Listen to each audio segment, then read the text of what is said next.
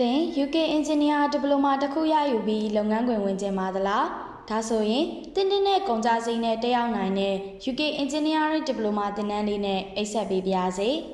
ဒီသင်တန်းမှာ UK သင်ရိုးအတိုင်းသင်ကြားပေးတာဖြစ်ပြီး Electrical and Electronic Mechanical Civil တွေကနှစ်သက်ရာဘာသာရပ်တစ်ခုကိုရွေးနိုင်ပါတယ်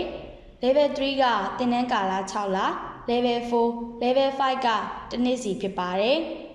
သင်တန်းတွေကို online အဝေးသင် offline ပုံမှန်2မျိုးမှနှစ်သက်ရာပုံစံနဲ့သင်ယူနိုင်ပါတယ်။တန်းခွဲသစ်တွေကိုဇွန်နောက်ဆုံးအပတ်မှာဖွင့်မှာဖြစ်ပါတယ်။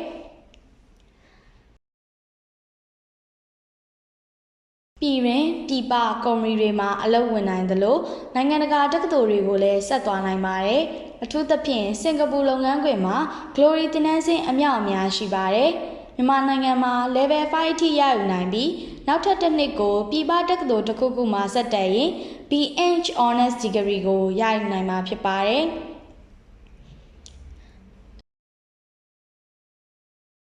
အနည်းဆုံး10တန်းအဆင့်အတန်းပညာသင်ယူပြီးသူတိုင်းတက်နိုင်ပါတယ်။10တန်းပြီးခိုင်မာတဲ့ပညာရေးလမ်းကြောင်းတစ်ခုကိုသွားခြင်းရင်ဖြစ်ဖြစ်အလုပ်လုပ်ရင်းနဲ့ UK လက်မှတ်တစ်ခုရခြင်းရင်ဖြစ်ဖြစ်ဤပညာတက္ကသိုလ်ကျောင်းသားကျောင်းသူတွေအနေနဲ့နိုင်ငံတကာအသိအမှတ်ပြုလက်မှတ်ရယူခြင်းရင်ဖြစ်ဖြစ်အထူးသင့်တော်ပါတယ်။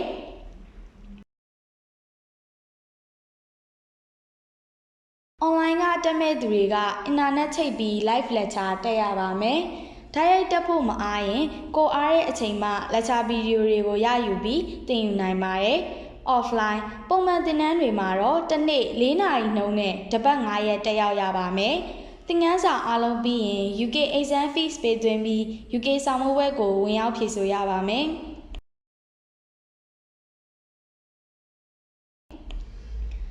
UK ဆောင်မွေးပွဲအောင်ရင် UK ကချီးမြှင့်တဲ့ Engineer Diploma လက်မှတ်ကိုရရှိမှာဖြစ်ပါတယ်။ဒါအပြင်သက်ဆိုင်ရာတံမွေးပညာကျွမ်းကျင်မှုသင်တန်းတစ်ခုကိုအခမဲ့တက်ခွင့်ရမှာဖြစ်ပြီးအဲ့ဒီအတွက်သီးခြား certificate ရရှိပါမယ်။